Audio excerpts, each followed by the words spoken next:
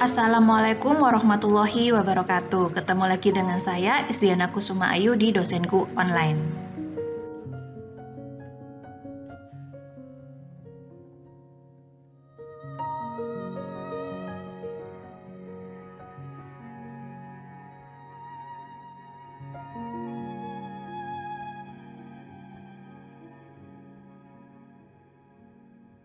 Mempelajari hukum dagang, kita harus tahu bagaimana pengertian hukum dagang.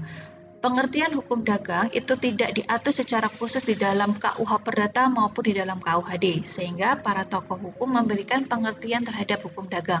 Di sini saya berikan dua tokoh yang memberikan pengertian hukum dagang, silakan dibaca dan cari unsur-unsurnya.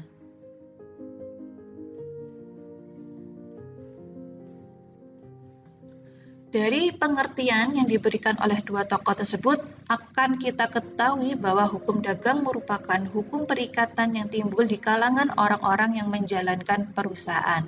Yang mana menjalankan perusahaan, jika dilihat dari sisi hukum, merupakan aktivitas yang dilakukan oleh perusahaan, sedangkan dari sisi ekonomi merupakan organisasi di dalam perusahaan. Orang yang menjalankan perusahaan harus memenuhi unsur di mana mereka harus mencari keuntungan, dilakukan terus-menerus dan terang-terangan. Lalu di mana hukum dagang itu diatur? Sumber hukum dagang memang pada dasarnya sudah diatur secara khusus di dalam Kitab Undang-Undang Hukum Dagang. Namun masih ada hukum tertulis yang lain, yaitu hukum tertulis yang dikodifikasikan ini terdiri dari KUH Perdata dan KUH Dagang. Sedangkan hukum tertulis yang belum dikodifikasikan yang merupakan peraturan yang khusus mengatur terkait dengan perdagangan. Misalkan seperti apa? Misalkan seperti Undang-Undang Perseroan Terbatas, BUMN, atau koperasi.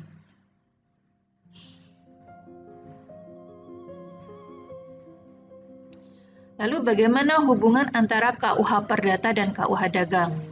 Sebelum itu kita harus tahu bagaimana kedudukan hukum dagang pada hukum perdata.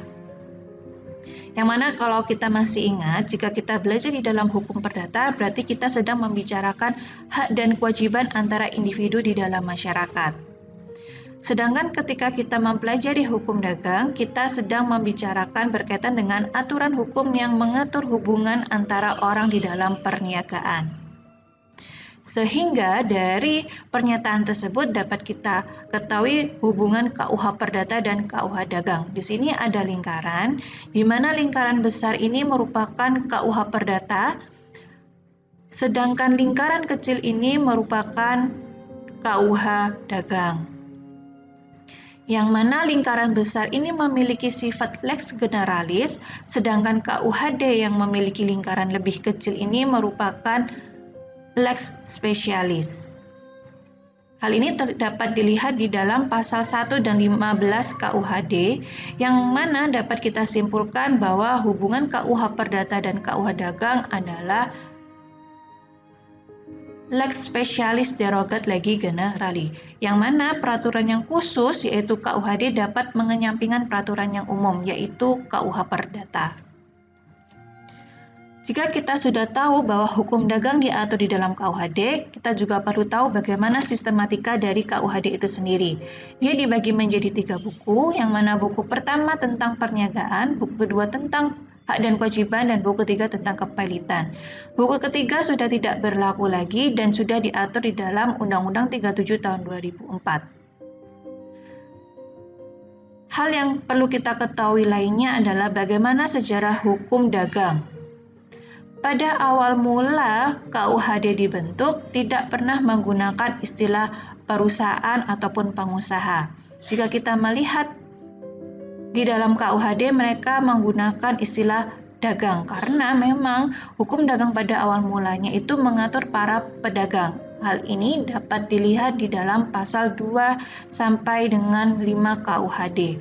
Namun karena istilah pedagang itu dianggap sangat sempit, pasal 2 hingga 5 ini dihapus dengan mengubah istilah pedagang menjadi perusahaan.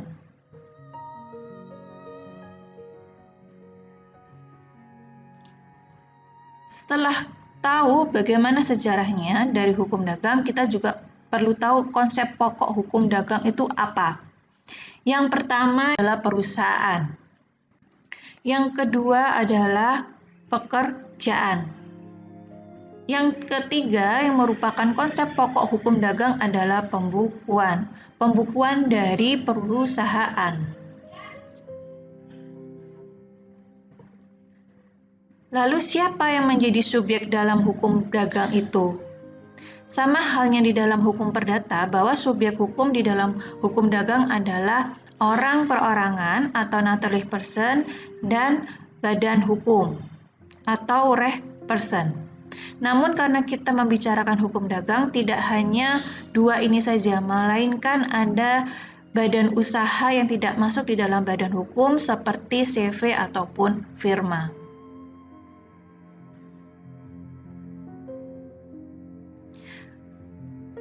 Selanjutnya, apa objek dari hukum dagang? Objek hukum dagang adalah segala hal yang bisa menjadi transaksi bisnis. Di mana transaksi bisnis ini berarti segala sesuatu yang merupakan pemasukan dari perusahaan dan harus diberikan pembukuan. Selanjutnya, ketika para pihak ini sedang melakukan hubungan dagang, mereka harus didasari oleh kontrak dagang. Apa itu kontrak dagang? Kontrak dagang merupakan setiap kontrak yang dijalankan atau dibuat oleh orang-orang yang saling menjalankan perusahaan. Di mana ketika sedang membuat kontrak dagang ini harus memegang prinsip-prinsip yang sudah ditentukan. Yang pertama, kontrak dagang itu harus dibuat secara tertulis dan kontrak standar, yang mana harus mencantumkan syarat penyerahan dan pembayaran barang.